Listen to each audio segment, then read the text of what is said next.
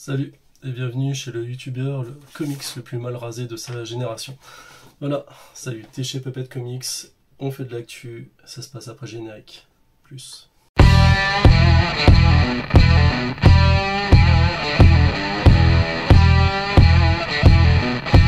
Bien, on est au mois d'août.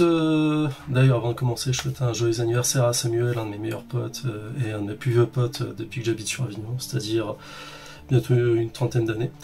Voilà, alors comme vous pouvez le remarquer, il fait chaud, hein, pas de make-up ni quoi que ce soit. Hein. On y va normalement, donc là, à l'heure où je vous parle, il fait 36 ou 37 degrés, j'habite dans le sud de la France, ça crame bien, ça crame bien. Je pense je vais bientôt aller en Bretagne, un de ces quatre.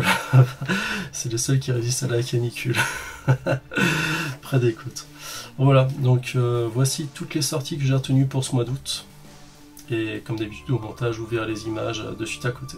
Je vais le faire éditeur par éditeur, pour moi ça me paraît plus cohérent et plus simple. Donc chez Panini.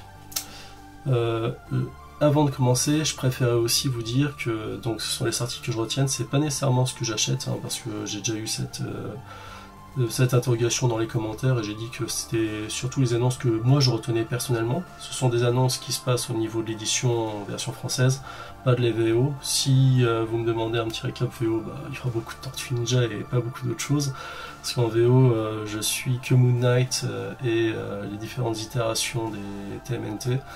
Sinon, je suis pas autre chose en VO. Et les Berserkers aussi. Voilà, donc je vais commencer éditeur par éditeur.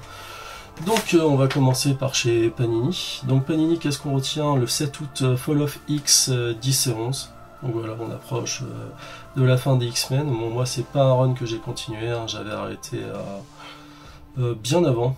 Et voilà, et je regrette pas hein, pour le moment. Après, bon, vous voyez, niveau X-Men, j'ai de quoi m'occuper. Hein. J'ai toute la collection Hachette, et peut-être que je vous ferai des petits shorts sur chaque tome de Hachette. D'ailleurs, il y a de la matière parce que pour le moment, j'ai reçu un peu plus des 80 tomes. Je crois que j'en ai 90 ou 91 parce qu'ils ont continué après les 80 premiers numéros et donc je continue jusqu'à la fin. Et c'est dommage que j'ai pas fini avant Ultimate. Prends Ultimate, il manque pas beaucoup de choses. Mais trêve de digression. Après j'ai trouvé donc l'intégrale de Nova de 1976 à 1978. Nova, si vous le savez pas, donc c'est notre héros qui est en bleu avec un casque d'or, casque de Centurion, donc de la Nova Corp. Un héros très intéressant que j'avais découvert dans les Strange et tout ça, et j'aimais beaucoup ce perso, et je suis très content qu'il lui fasse une intégrale maintenant, à savoir, je sais pas combien il y en aura. Ce que je retiens aussi, c'est Star Wars, La Haute République tome 3. La Haute République, alors moi j'étais assez critique, j'ai commencé à lire et je trouvais ça pas mal. Alors, après je suis un gros fan du Star Wars Legend, et il faudra peut-être que je vous en fasse une vidéo, un de ces quatre. Quand c'était édité encore chez Dark Horse France et puis après Delcourt, je trouvais que c'était pas mal. Après en Panini, ils ont fait des choix plutôt hasardeux, mais au moins ils rééditent des trucs qui étaient plus trouvables ou à des prix d'or depuis un moment. Donc là, je trouve que la politique de Panini est pas mal, même si ça reste vraiment un peu cher. En Urban, j'ai énormément de choses. Donc en Urban, un petit délire, le 19 août, Justice League versus Godzilla versus King Kong, ça a l'air d'être complètement pété. Et aussi le tome 1 du Pingouin. Donc voilà. Qu'est-ce que j'ai après? Donc là, ça va être les Nomades. Donc le 23 août sort Silence, Batman TMNT Fusion. Donc en fait c'est le troisième tome des fusions. Il y avait le tome 1, il y avait le tome 2 avec les Tortues Ninja, et Fusion qui est complètement une autre histoire.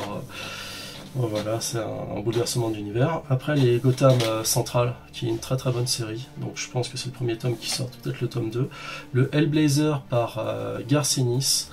Donc il y avait eu toute une collection en grand, je sais pas si ça reprendra les mêmes histoires. En tout cas moi j'ai les grands volumes et j'ai pas regretté un anti-héros comme Constantine, c'est vraiment très intéressant.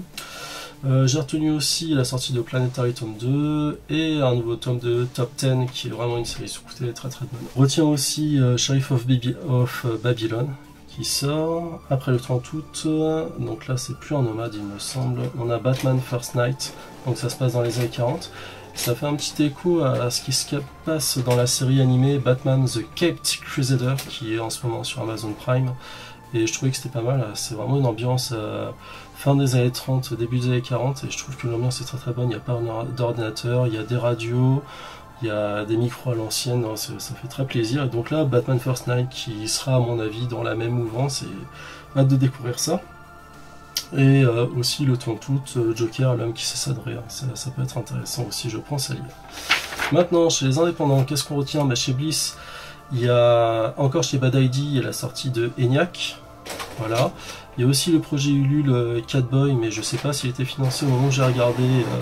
Il était financé, je crois, même pas à 30%, donc je sais pas si c'est passé. C'est une curiosité, mais ça à lire. Bliss, on peut dire ce qu'on veut sur cet éditeur, mais il prend vraiment des risques. Alors, bon, moi je lui souhaite de réussir. Après, moi, ce qui m'intéresse chez Bliss, c'est vraiment Bad ID. Et si d'occasion on aurait une suite de l'univers Valiant. Ils sont tous là. Hein. D'ailleurs, il manque toujours Britanniatra, donc s'il y en a un qui le vend à pas cher, bah, dites-le moi dans les commentaires. Hein, ouais, parce que je cherche, mais c'est désespérant, quoi. Et voilà. Pour iComics, alors, bonne nouvelle. TMNT Lost Years, le 21 août. Et la Master Edition de Lock and Key, tome 2, toujours le 21 août. Après, Master Edition, vous savez ce que j'en pense, ça a l'air fragile, c'est souple et ça a l'air d'être cher pour ce que c'est. Après, c'est une belle édition, mais pour moi, c'est trop fragile. Donc moi, je vais me contenter de garder l'omnibus et tout ce que j'avais acheté jusqu'à présent, et je pense pas investir sur les Master Edition. Et donc maintenant on arrive chez Delcourt, qui est un super éditeur qui édite plein de choses indé que j'adore, notamment Spawn, mais encore plus Hellboy et tout le Hellboyverse. Ah, une partie de Hellboyverse parce que tout n'est pas sorti ou tout doit ressortir. D'ailleurs à ce propos ils vont ressortir les Lord Baltimore qui valaient très très cher sur le net et finalement ils les sortent en intégrale, en 2 intégrales, ce qui a été confirmé par Thierry Mornay il y a quelques mois, donc ça va être cool. Et donc l'intégrale de Lord Baltimore sortira le 28 août. Un jour après l'anniversaire de mon frère. Frangin, si tu regardes cette vidéo, bah, je te souhaiterais un bon anniversaire, le jour de ton anniversaire, c'est-à-dire le 27 août. Voilà. Et petite news en entraînant sur le réseau, j'ai vu que Black River Comics sortait Ragnarok. Alors Ragnarok, c'est ça, c'est sorti chez Black River Comics. Donc c'est Thor zombie et une enfant d'elfe noir assassin qui va tout péter. Et moi j'avais bien aimé le pitch. C'est Walter Simonson, un mec qui a beaucoup scénarisé et écrit du Thor. Et bon là il écrit et scénarise et c'est pas mal. C'est un style à la Jack Kirby un petit peu à l'ancienne. Et j'aime bien, j'aime beaucoup et je vous les conseille, ils sont vraiment pas mal. Donc ça sortira bientôt. C'est tout pour cette actu. Dites-moi vous ce que vous avez retenu de l'actualité, ce que vous comptez lire, ce que vous avez déjà acheté parce qu'on est déjà bien avancé sur le mois d'août. Et je vous dis à la prochaine. Ciao!